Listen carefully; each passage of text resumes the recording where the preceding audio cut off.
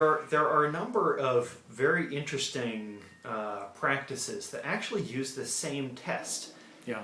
And the one that I want to bring in here is improv acting and improv comedy.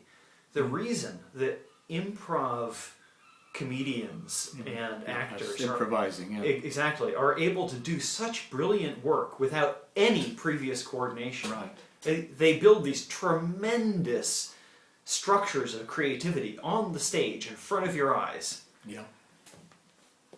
Without any planning beforehand. And the way that they're able to do it is with a few very simple rules. Their core rule is say yes. And this consent-based decision-making is improv for organizations. So, of course, the stage is a safe space. So they don't have any large rotating blades or anything that's going to, wipe them out and ruin their ability to work together going forward. So they just have say yes. Within the organizational context, we have the ability to say, hey, there's a danger sign. And that's really important. If it's gonna break everything, you really want to know. It's key. Yeah. It's vital that that information gets up the organization. Absolutely. But if it's not dangerous, if it's not going to wipe you out, say yes. Say yes as soon as you possibly can. Don't spend any more time in the meeting than you absolutely have to. It's an experiment.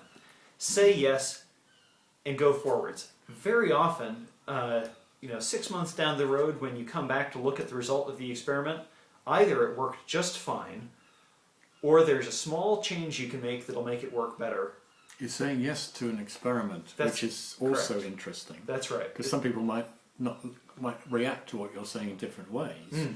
I mean, obviously it saves unnecessary hassle and argument in meetings, which are not going to lead anywhere really. And there's a huge amount of time that gets wasted on that kind of stuff. That's where people will really appreciate this sort of thing. I mean, I have tried, some of the decision-making practices and rules in collaborative governance and sociocracy.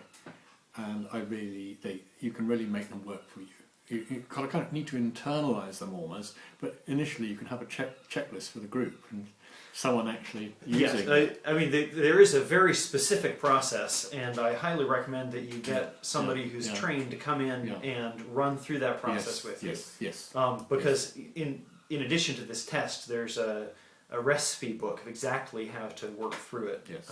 You've got to have someone who knows from experience, and we can't just follow a recipe off the internet or something. That's right. Well, I mean, you can. You can, but you need to have the experience guide as well. Absolutely. I would say, by all means, use what you can get off the internet and try it out. But on the other hand, if you're having any difficulty, contact somebody who knows how to do it, because chances are you're not doing the thing that we were telling you to do. You're doing something that you have habitually done in the past.